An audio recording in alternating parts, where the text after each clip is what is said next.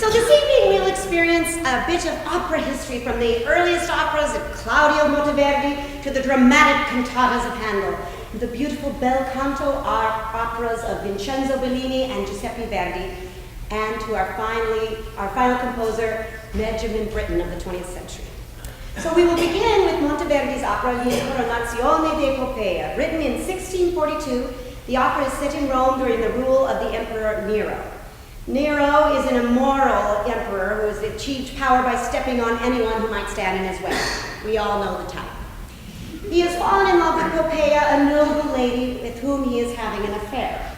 Nero's jealous wife has convinced Poppaea's jealous lover to murder Poppaea. He fails in his attempt and is banished from the empire. In this, the final scene of the opera, evil has triumphed over good as we find Nero and Poppaea engaged in a beautiful love duet. Now, the role of Nerone was originally written for castrati. However, as castrati are a rarity these days, human rights issues, things like that, so man relaxes. The role is now performed either by a high tenor or a soprano in a cant role.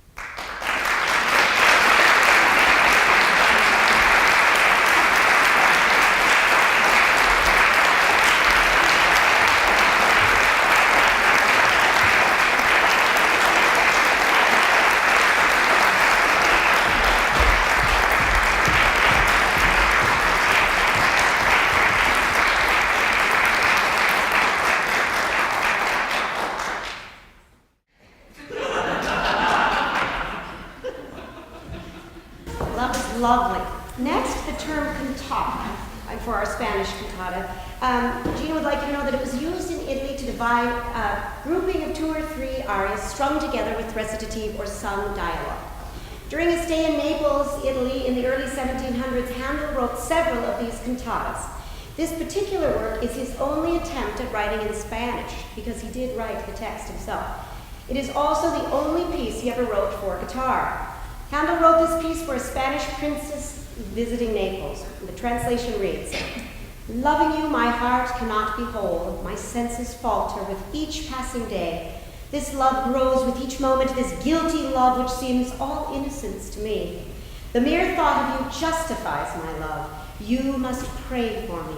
I await the day when love and intimacy blossom. For if you knew how much I worship you, dear, you might reject me. Beloved, how will you express your own desires? Speak, eyes, in silent passion, in speechless, uncomplaining desire. Love, I must adore you from afar, for only in loving you can I find peace."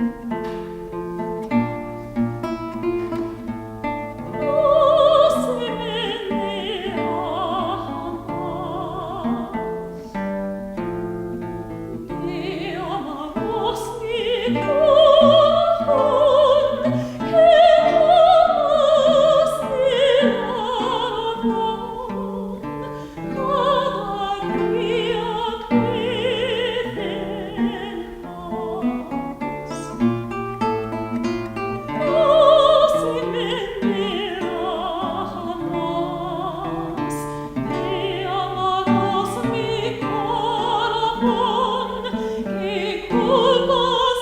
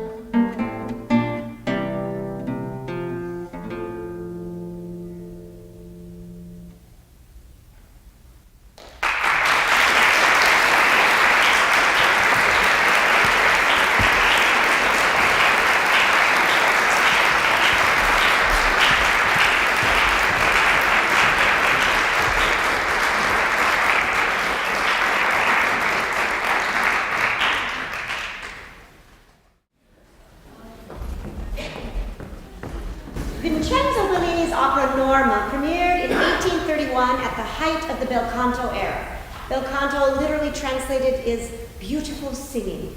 It was a style of opera that placed the emphasis on the voice. This resulted in a thin orchestra. Excuse me, let me try that again. This resulted in thin orchestral textures with lush, long melodies in the vocal parts. Norma takes place in the sacred forest of Irminsul, Gaul, during the Roman occupation.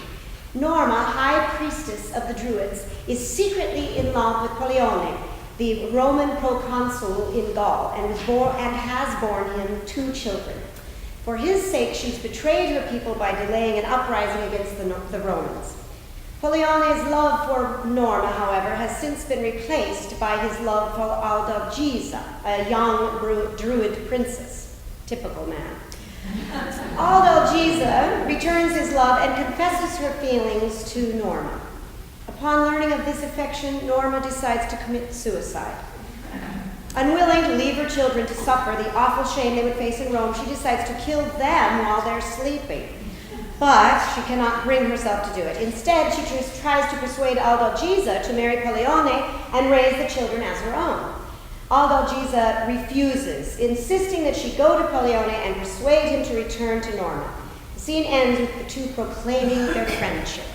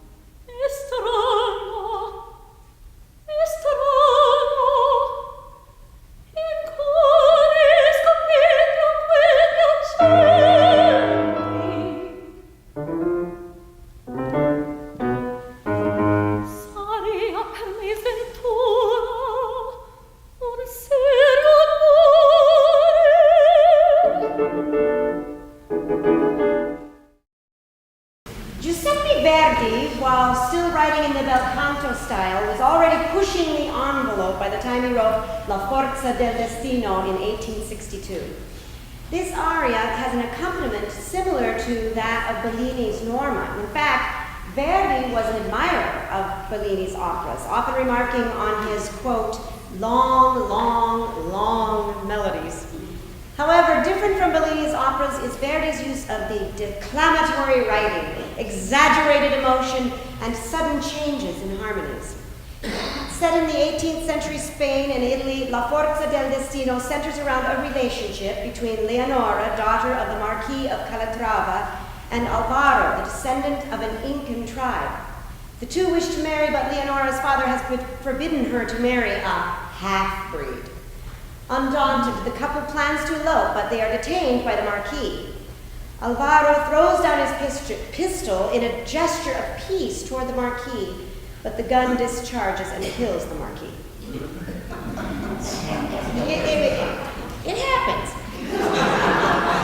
The two lovers are separated during their escape, and Leonora is in fear of being found by her vengeful brother. This scene takes place in a remote valley among inaccessible rocks. Many years have passed with Leonora living here, immersing herself in prayer, yearning for an end to her suffering. She still burns with love for Alvaro and begs God to bring her peace. As she picks up bread left by the monks, she laments the fact that it prolongs her suffering. She hears someone approaching and, cursing them, retreats to her cave.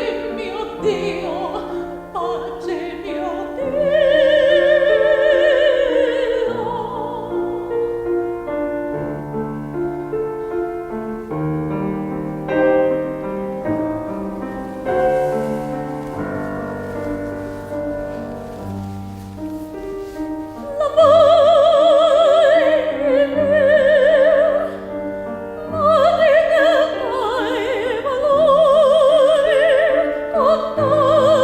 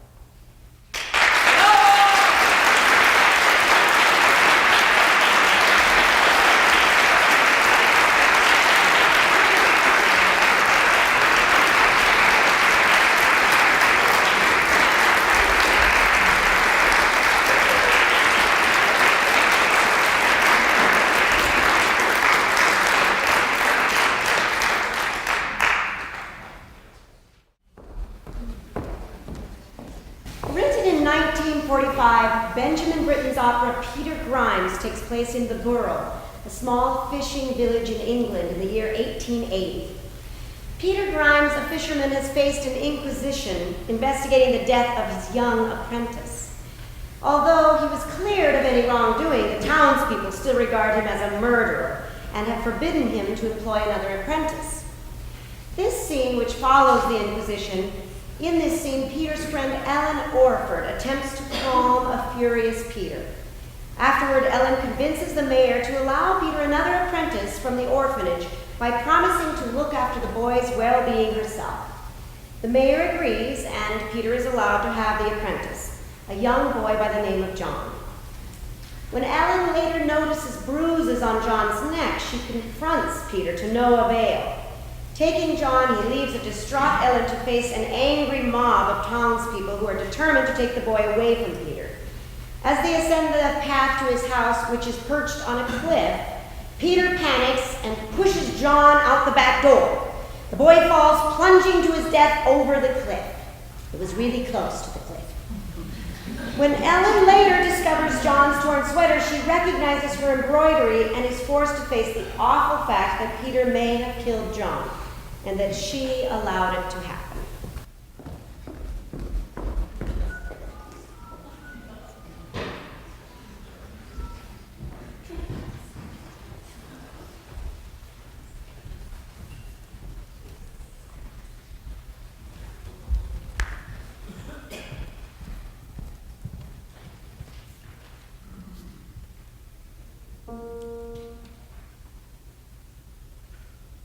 The truth, the pity, and the truth. Peter, come away. Where the walls themselves gossip of inquest. But we'll gossip too, and talk, and rave. Where peeping tongues nod as you go, you'll share the name of outlaw too. Peter, we shall restore your name, warmed by your skin, that you will find. Until the borough hate poisons your mind. There'll be no shoals to catch.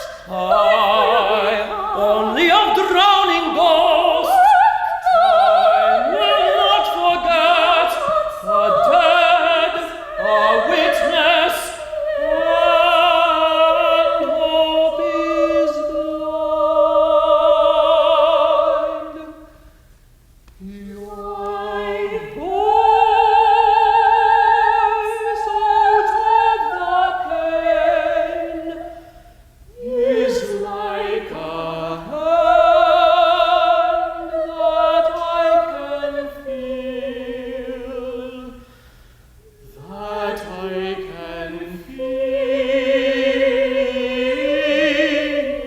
and know. Here is a friend.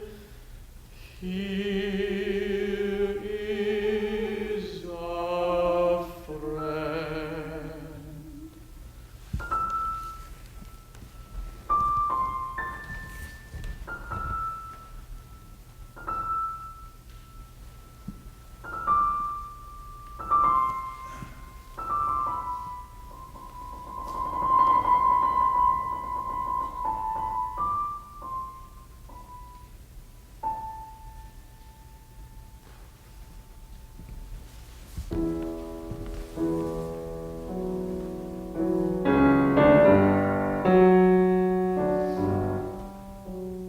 The boys, my broidered anchor on the chest.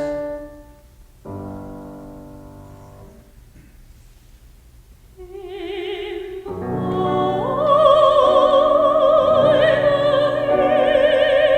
wine child, as idleness.